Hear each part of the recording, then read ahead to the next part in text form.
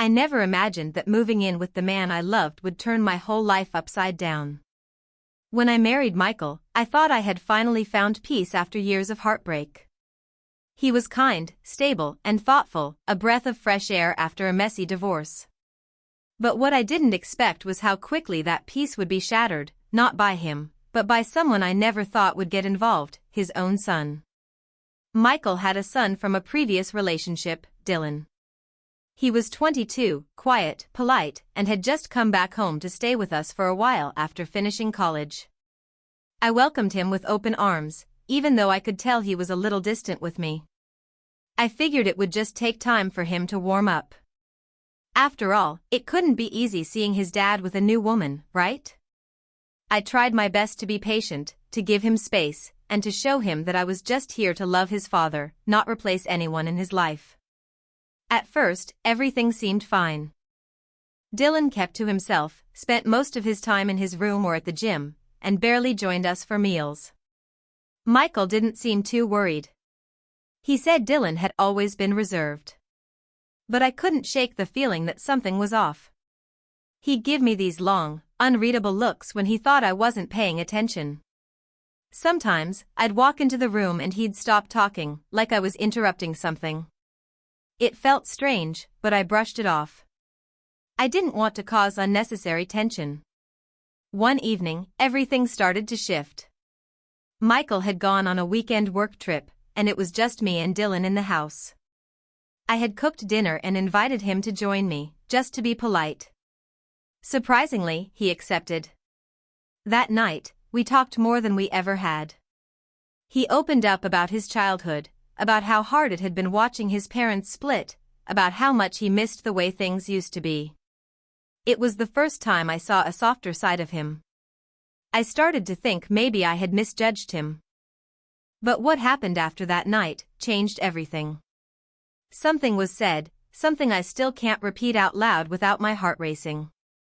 The air between us shifted, and suddenly I was caught in a situation I never asked for and didn't know how to escape.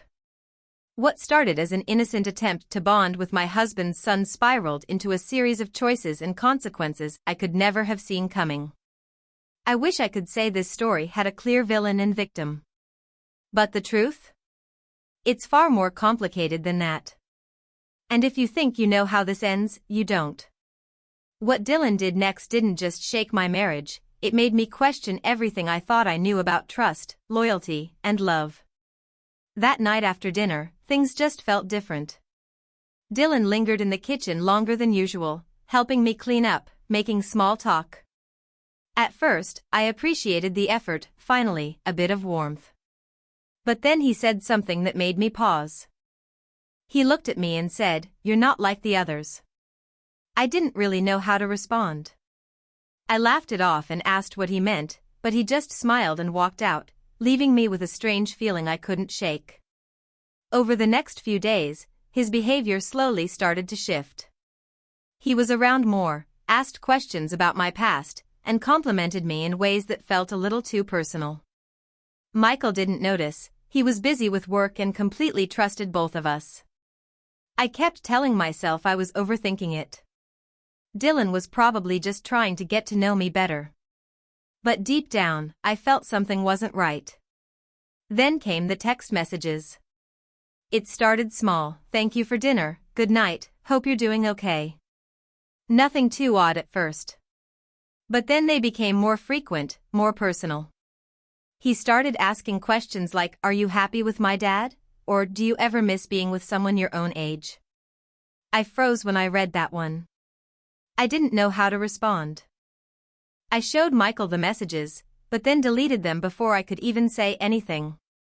I didn't want to stir things up without being sure. I convinced myself maybe Dylan was just going through something, maybe he was just confused. Still, it made me feel uncomfortable in my own home. I started keeping my distance, avoiding being alone with him. But somehow, he always managed to be around. In the kitchen early in the morning, when I was making coffee. Waiting by the door when I got home from running errands. The silence between us became heavier. I didn't know how to bring it up to Michael without sounding paranoid or worse, accusatory. Then one afternoon, I found something that stopped me cold. It was a photo. A printed photo, left on the hallway table, of me, sitting on the patio in my row. I didn't know when it was taken, and I definitely didn't know who had taken it. My heart dropped. I felt watched. Exposed. That was the moment I realized this wasn't just awkward or inappropriate, it was something deeper. Something that had already crossed a line. But what I didn't know yet was how far Dylan was willing to go. And once Michael found out, nothing would ever be the same again. I stared at that photo for a long time, my hands shaking. I felt like the walls of our home, what I thought was a safe space, were suddenly closing in on me. I wanted to believe it was just some strange mistake. Maybe Michael had taken it and forgotten. Maybe it wasn't what I thought. But deep down, I knew. I knew exactly who had taken it. And that terrified me more than anything. That evening, I acted normal. I made dinner, I smiled, I asked Michael about his day. But my mind was spinning. I watched Dylan closely. He acted like nothing was wrong. But every now and then, I'd catch him looking at me when he thought I wasn't paying attention. That same unreadable stare. I felt trapped, scared to tell Michael and risk causing a storm, but even more scared of what might happen if I said nothing. I tried to confront Dylan the next morning, quietly, while Michael was in the shower. I asked him straight up if he had taken that photo. He didn't deny it.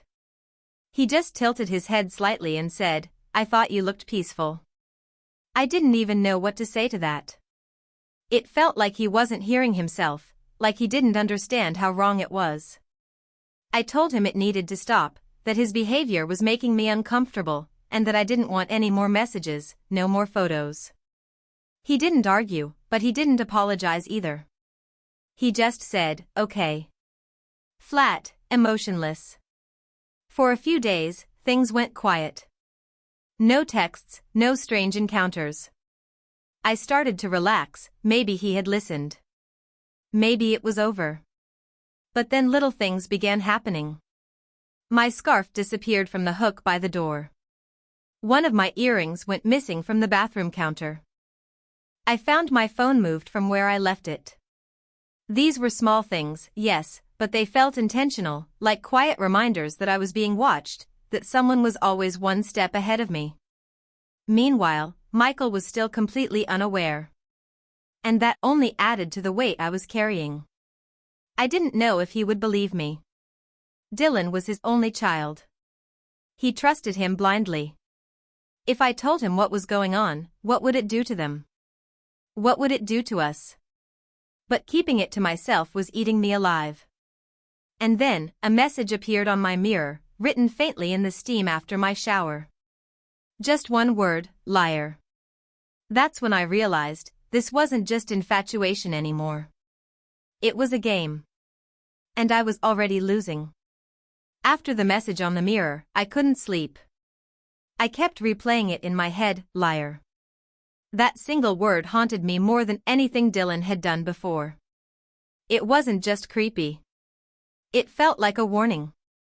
Like he was trying to punish me for something. But what? For calling him out? For not playing along with whatever was going on in his mind? I didn't know anymore. All I knew was that things were no longer just uncomfortable, they were dangerous. I started locking the bedroom door at night, double-checking windows, keeping my phone close even in the shower. I told myself I was overreacting, but my instincts said otherwise. Something was spiraling out of control, and I was the only one who seemed to see it. Every day I'd look at Michael, wondering how he couldn't feel it too, the shift in energy in our home, the tension that lingered in the air like smoke after a fire. Then came the email. An anonymous message sent to my work address. No subject line. No text. Just an attachment. I opened it, hands trembling, and saw screenshots of conversations. My old messages. Ones I had sent to a friend back when Michael and I had just started dating. They weren't scandalous, but they were deeply personal. I had talked about my doubts, my fears, even mentioned how I wasn't sure I was ready to marry again so soon. It wasn't anything I hadn't eventually shared with Michael, but seeing it all pulled out of context, sent like a threat, made my stomach turn. Someone had gone through my phone. That was the moment I knew I couldn't keep quiet any longer. I needed to tell Michael. I needed to show him everything, the texts, the photo, the message on the mirror, the email. But even as I planned how to bring it up, I knew the fallout would be massive. This wasn't just about Dylan anymore. This was about trust. About safety. About the kind of secrets that can tear a marriage apart. The night I decided to finally talk to Michael, something happened that I'll never forget. I came home from work, and the house was too quiet. I called out, but no one answered. Then I saw it, our bedroom door, wide open, the contents of my dresser dumped onto the floor. And sitting right in the middle of the bed, was my journal. Open. Marked. And underlined in red ink was one sentence I had written months ago: "I'm not sure I can ever fully trust him." That was when I knew I wasn't just being watched. I was being hunted. I stood frozen in the doorway, staring at my journal lying open on the bed like it had been placed there deliberately. The underlined sentence was like a punch to the chest. I'm not sure I can ever fully trust him. I could barely breathe. The handwriting wasn't mine. The red ink wasn't mine. And someone had taken the time to flip through my most private thoughts, just to highlight that line. It wasn't just about making me feel exposed anymore. This was personal. This was targeted. My heart pounded as I slowly backed out of the room. Every instinct screamed at me to get out of that house. But I didn't know where to go, or who to trust. Michael still didn't know any of this, and now I was afraid that telling him might only make things worse. What if he didn't believe me? What if he turned it around on me? Or worse, what if he already knew? That thought stopped me cold. Until now, I had convinced myself that Michael was innocent, just oblivious. But the more I replayed everything, the missing items, the photo, the messages, the more I started to wonder. How could someone go through my phone, my journal, my things, without Michael noticing? Unless he had chosen not to notice. Or worse, chosen to ignore it. I needed answers. I needed proof. So I did something I never thought I'd do. I installed a small camera in the hallway, hidden, discreet. Just to see. Just to be sure I wasn't going crazy. I told myself it was the only way to protect myself, to get the truth. It was just for one night. But that night turned everything upside down. At 2:13 a.m., the camera caught someone entering our bedroom. Not breaking in. Walking in. Calm. Silent. Like they belonged there. The figure was tall, broad-shouldered. Not Dylan. It was Michael. He stood in front of my dresser. Pulled out the drawer. Took something. Then opened my journal. I watched in horror as he flipped through it page by page, calmly reading, like it was the morning paper. Then he reached into his pocket, pulled out a pen, and underlined that sentence in red. I couldn't breathe. The next morning, I pretended everything was fine. I smiled. I made coffee. I kissed him goodbye like I always did. But inside, something had broken. Everything I had feared, everything I had hoped wasn't true, was suddenly very real. And it got worse. That same day, I received another anonymous email. But this time, it wasn't screenshots or threats. It was a video file. And when I opened it, my hands started shaking so hard I dropped my phone. It was footage of me, standing in the kitchen, talking to Dylan, that night when Michael had been away. Only, the angle was from the backyard. Through the window. Someone had been watching us from outside. Now I wasn't just caught in the middle of some twisted obsession. I was trapped in a house where everyone had secrets. And I had no idea who to be afraid of anymore. I watched that video over and over, trying to make sense of it. Someone had been outside, filming me and Dylan through the kitchen window. The camera was steady, like it had been set up on a tripod. Whoever it was, they weren't just watching, they were recording everything. I couldn't take it anymore. I needed answers, and I needed them now. That evening, I waited until Michael got home and told him we needed to talk. I didn't sugarcoat it. I told him I knew about the journal, the photo, the messages, the video. I watched his face carefully. At first, he denied everything. Said I was tired, stressed, imagining things. But then I pulled out the footage. I played it for him without saying a word. He went pale. He didn't speak for a long time. And then he finally said, "You weren't supposed to see that." That one sentence made everything unravel. He told me he had started looking through my things because he didn't trust me, not since the day Dylan came back home. He said he saw the way Dylan looked at me. Said he couldn't shake the feeling that something had happened between us while he was away. But instead of asking me like a partner should, he decided to spy. To collect evidence. The photo on the bed, the underlined journal entry, it was all part of his twisted way of confronting me without actually confronting me. But the worst part? He admitted he wasn't the only one watching me. Michael had hired a private investigator. He didn't know the investigator had placed cameras outside the house, or that Dylan had found them and hacked into the feed. Yes, Dylan had been watching too. From inside and out. Michael said he found out only a week ago but hadn't said anything because he wasn't ready to deal with it. I felt like I was standing in the middle of a collapsing house. Every wall built on lies. Betrayal from both of them. One spying on me to feed his insecurity, the other obsessed and crossing every line imaginable. I packed my things that night. I didn't cry. I didn't scream. I just left.